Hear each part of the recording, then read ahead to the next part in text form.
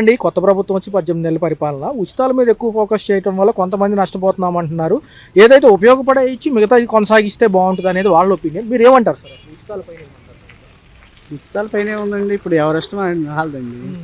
ఇప్పుడు కొంతమందికి ఇప్పుడు నాకు ఆటో ఉంది. ఆటో మీద ఇప్పుడు బెనిఫిట్ లేదు. అంటే ఇప్పుడు నా ఒక్కడ వల్ల సొంతం 100 మంది లాభపడుతున్నారు. 100 మంది లాభపడుతున్నారు. నా ఒక్కడ వల్ల బెనిఫిట్ చూసుకుంటే ఎలాగా? అందరికీ బెనిఫిట్ కావాలిగా. ప్రభుత్వం చెప్పినట్టు 15,000 సహాయమైన అందించిందా సార్? అందించిందండి. అందించింది. దాని గురించి చాలా మంది ఒక నెలకు సరిపోతాయి, తర్వాత పరిస్థితి ఏంటి అనేది కూడా కొంచెం సందిగ్ధంగా అడుగుతున్నారు. అందుకని అలాంటప్పుడు 15,000 కదా, ₹1,00,000 ఇచ్చినా కూడా మనకు నెల సాలం. ₹1,00,000 ఇచ్చినా నెలకు కూడా సాలం. గతంలో ఎంత వచ్చాయి సార్ పర్ డే ఈ ఉచితాలు లేకముందు? ఇప్పుడు ఎంత వస్తుంది పర్ డే? ఇప్పుడు తగ్గిందండి, ఎట్లేదన్నా. దాని మూలం దీన్ని కంపేర్ చేసుకుంటే నెలకి ₹1,000, రోజుకి ₹1,000 వచ్చింది. ఇదివరకు అయితే 1,500 అలా వచ్చాయి. ఇప్పుడు ₹1,000 వస్తుంది. వెల్ఫేర్ స్కీమ్స్కి వస్తే కనుక సంక్షేమ పథకాల్లో మొదటగా ఇటుపక్క 1వ తారీఖు వచ్చే పెన్షన్ కానివ్వండి, తర్వాత రేషన్ కానివ్వండి, 3 గ్యాస్ సిలిండర్లో మొదట 2 ఇచ్చారంటున్నారు. 3వ దానికి కూడా డబ్బులు పడ్డాయి. ఇంకా రిలీజ్ చేయలేదు కదా, ఇంకా రిలీజ్ చేయలేదు. రిలీజ్ చేస్తే కనుక మనకి డబ్బులు పడతాయి. మన రెండింటికి రిలీజ్ చేస్తే డబ్బులు పండి మనకి. ఇంట్లో తల్లికి వందనం పేరుతో కానీ ఆడబిడ్డ నిధి కింద కానివ్వండి, ఆడబిడ్డ నిధి ఇంకా వదలలేదు. సో పిల్లలకి డబ్బులు ఏమన్నా వచ్చినాయి అంటే మా బాబు వాళ్ళు పెద్దవాళ్ళు అండి. మా బాబు వాళ్ళకి ఇంకా ఫీజు రీయింబర్స్మెంట్ కింద ఇదివరకు పండి అండి. ఇదివరకు అయితే పండి. ఇప్పుడు మా పెద్దవాళ్ళు అయిపోయారు కదా, మ్యారేజ్లు అయిపోయాయి. సార్ పక్కనే అమరావతి పనులు ఎలా ఉన్నాయి? ఇటు పక్క ఏమన్నా కొద్దిగా భూమి రేట్లు పెరిగినాయి. అమరావతి అయితే వెరీ గుడ్ అండి. దాని గురించి డోకా లేదు. ఇక్కడైతే భూముల రేట్లు పెరిగినాయి. ఇదివరకు కన్నా ఇప్పుడు కూడా పెరిగినాయి. ఇటు సైడ్ అయితే సామాన్యుడికి నిత్యావసర సరుకుల ధరలతో పాటు కరెంట్ ఛార్జీలు ఎలా? కరెంట్ ఛార్జీలు ఒకటే కొంచెం ఇదిగా ఉందండి. కలవన్నీ పర్లేదు, బాగానే ఉన్నాయి. అన్ని రేట్లు ఎలా ఉన్నాయి ఏమండి? రోడ్లు వెరీ గుడ్ అండి. రోడ్లు అన్నీ బాగున్నాయి. ఇప్పుడు ఇదివరకు మేము తెనాలి అటు వెళ్ళాలంటే చాలా ఇబ్బంది ఉండేది. ఇప్పుడు రోడ్లు చాలా బాగున్నాయి.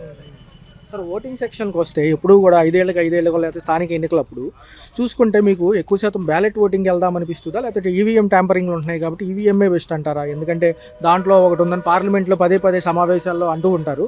సో ఏదైనా పాసిబిలిటీ ఉందంటారా? మళ్ళీ పాత పద్ధతి బ్యాలెట్ ఓటింగే బెస్ట్ అంటారు? బ్యాలెట్ బెటర్ అండి. బ్యాలెట్ ఓటింగ్ అయితే బెటర్ ఈవీఎం కన్నా. ఎందుకంటారు సార్? కొంచెం వివరణ ఏమన్నా దానిపైన. అంటే బ్యాలెట్ అంటే ఇప్పుడు ఇదే మీరు అన్నారు చూసారా, ఈవీఎం ట్యాంపరింగ్ అని. ఆ ట్యాంపరింగ్లు అన్నిట్లన్నీ ఇదిగా ఉంటుంది కదా, ట్యాంపరింగ్ అలాంటివి జరగవు. ఈవీఎం అయితే మన బ్యాలెట్ అయితే కంఫర్ట్గా ఉంటుంది. ఎలక్షన్ కమిషన్ కేంద్రం నుంచి కూడా ఒక పక్క ఏదైనా అవగాహన సదస్సులు పెడితే బాగుంటుందా? అసలు పాసిబిలిటీ ఉందా లేదా వీటి గురించి? పెడితే బాగానే ఉంటుంది. ట్యాంపరింగ్ గురించి బ్యాలెట్ పేపర్ల గురించి పెడితే అది బాగానే ఉంటుంది. మరి ఏంటి సార్, అమరావతికి కనుక చట్టభద్రత కల్పిస్తే ఈసారి ఏ ప్రభుత్వం వచ్చినా మార్చడానికి ఉండదు అంటున్నారు. మరి పార్లమెంట్లో బిల్ పాస్ అయితే మంచిదేనా? ఒకసారి స్థిరంగా ఉంటుంది అంటున్నారు. మంచిదే కదండి. ఇప్పుడు ఆ జగన్ గారు వచ్చినప్పుడు 3 గవర్నమెంట్లు అన్నారు.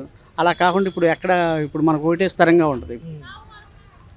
ఇక ఎక్కడికి ఎవరు మార్చే పని లేదు. పార్లమెంట్లో కనుక పద్ధతి వస్తుంది, చట్టబద్ధత వస్తుంది. లోకేష్ గారు మరొకసారి విదేశీ పర్యటనలో ఉన్నారు. మళ్ళీ కంపెనీల వేటకి వెళ్తున్నాం అంటున్నారు. మరి ఇదొకసారి చూసుకున్నా కానీ వాళ్ళు ఒక 60 ప్రతినిధులతో మాట్లాడతాం అక్కడ కూడా అంటున్నారు. ఈ కంపెనీలన్నీ కూడా త్వరితగతిన అయితే మనకి ఎలా ఉంటుంది? రేపు పిల్లల భవిష్యత్తు ఎలా ఉంటుంది? ప్రజెంట్ అయితే అమెరికాలో ఉన్నారు కాబట్టి కంపెనీల పరంగా బాగానే ఉండేయండి. కంపెనీలు తెస్తున్నారు కాబట్టి ఒకటి లాక్కొస్తున్నారు కాబట్టి అంటే ఇక ముందు బెటర్గానే ఉంటుంది. ముందు కంపెనీలు ఇంకా వస్తాయి. 2029 గురించి ఏమనుకుంటున్నారు సార్? ఒక పక్క యంగ్ లీడర్స్ ఏమైనా రావాలనుకుంటున్నారు? అంటే కొంచెం వయసు రీత్యా చూసుకున్న చంద్రబాబు నాయుడు గారు విజనరీ ఉంది, ఎక్స్పీరియన్స్ ఉంది. ఇటు పక్క మరి లోకేష్ గారు కానివ్వండి, పవన్ కళ్యాణ్ గారు కానీ బాధ్యతలు అప్పచెప్తారా వీళ్ళిద్దరిలో? నెక్స్ట్ కూడా సీఎం చంద్రబాబు నాయుడు గారు ఉంటేనే బాగుంటుందండి.